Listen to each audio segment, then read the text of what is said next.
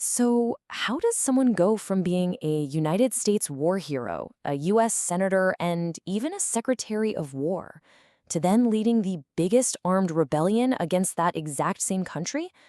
Well, that is the huge, complicated paradox of Jefferson Davis, one of the most controversial figures in all of American history. And this really lays it all out, doesn't it?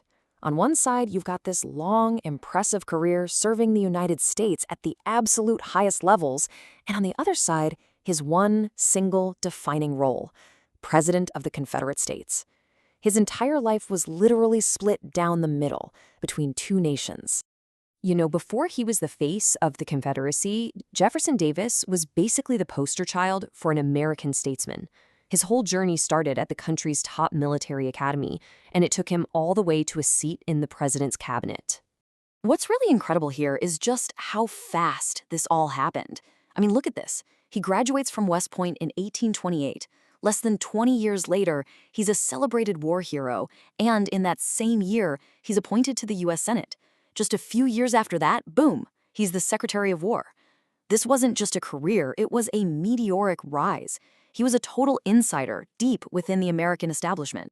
And he wasn't just some paper pusher as Secretary of War. No, this guy was a builder, an expansionist. He was actively shaping the future of the whole country.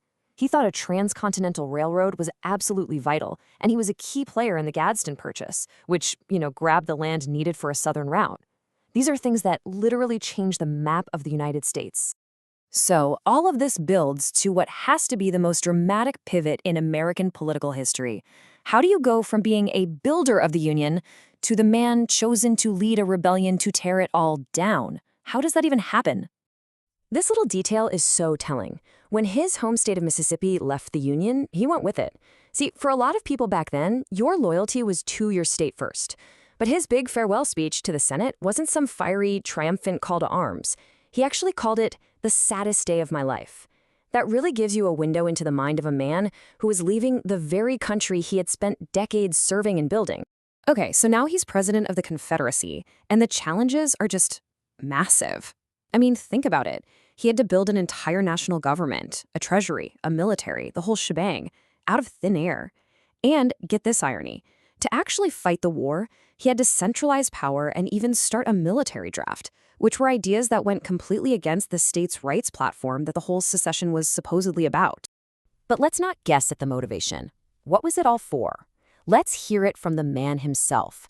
In a speech to the Confederate Congress, he laid it out plain as day. He argued the war was a direct response to the North threatening what he called Southern property, which meant the millions of dollars invested in enslaved human beings. He's not mincing words there.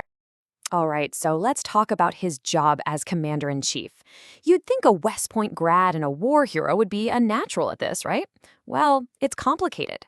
His performance as a wartime leader is something historians still argue about fiercely to this day. And when historians look back, his leadership is a real mixed bag. On the one hand, the guy was relentless in his goal of independence, and his partnership with Robert E. Lee, that was probably the Confederacy's single greatest asset. But on the other hand, his critics will tell you he micromanaged everything, he was a terrible judge of other generals, and his rigid personality made him a lot of enemies he didn't need.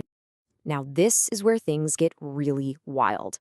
By the end of the war, with everything collapsing, his laser focus on independence led to a pretty shocking idea. He actually backed a plan to arm slaves and give them their freedom if they fought for the Confederacy.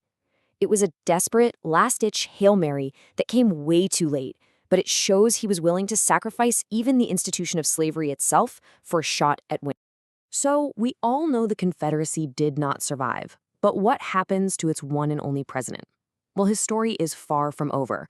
His post-war life was just as complex, and it turned him from a defeated leader into a really powerful symbol. So after he was captured in 1865, Davis was thrown in prison for 2 years, accused of treason. He could have been executed, but then, in a really strange turn of events, he never even went to trial. See, the U.S. government was worried that a Southern jury might actually acquit him, which could legally justify the whole idea of secession. So eventually, they just let him out on bail. So look at this journey he goes on after the war. He goes from being a prisoner facing treason charges to becoming this public icon for the defeated South. And through his book, the rise and fall of the Confederate government, he helped create this idea of the lost cause, a story that tried to reframe the Civil War as a noble fight for states' rights, not a war to protect slavery. And that brings us right up to the present day, where Jefferson Davis's legacy is, to put it mildly, a hot topic. Depending on who you ask, he's a hero, a traitor, or this powerful symbol of a really painful and unresolved piece of our past. I mean, you really couldn't have two more different views of the same person. For a big chunk of the 20th century, he was treated like a hero in the South, a martyr for the cause. His birthday was a holiday, there were memorials everywhere. But now, in the 21st century, that view has completely flipped toward condemnation. Now he's seen as a traitor who led a rebellion to preserve slavery, which is why you see his statues coming down all over the country. And this chart really puts that shift into perspective. Look at the 20th century. Public veneration was high, right? That's that lost cause idea really taking hold. The fast forward to today, in the 21st century, and, well, it's a completely different story. That public celebration has pretty much collapsed. But hold on, the story has one final, very ironic twist. In 1978, almost 100 years after he died, Congress and President Jimmy Carter officially restored Jefferson Davis's U.S. citizenship. They said it was an act of national reconciliation, an attempt to finally heal the wounds of the Civil War. It's just a fascinating move that makes it hard to just write him off as nothing more than a simple traitor. So, in the end, that's the question we're left with, isn't it? There are no easy answers for a guy like Jefferson Davis. His life forces us to look at the biggest contradictions in American history and to ask ourselves, how do we remember people who represent both dedicated service and deep, profound division?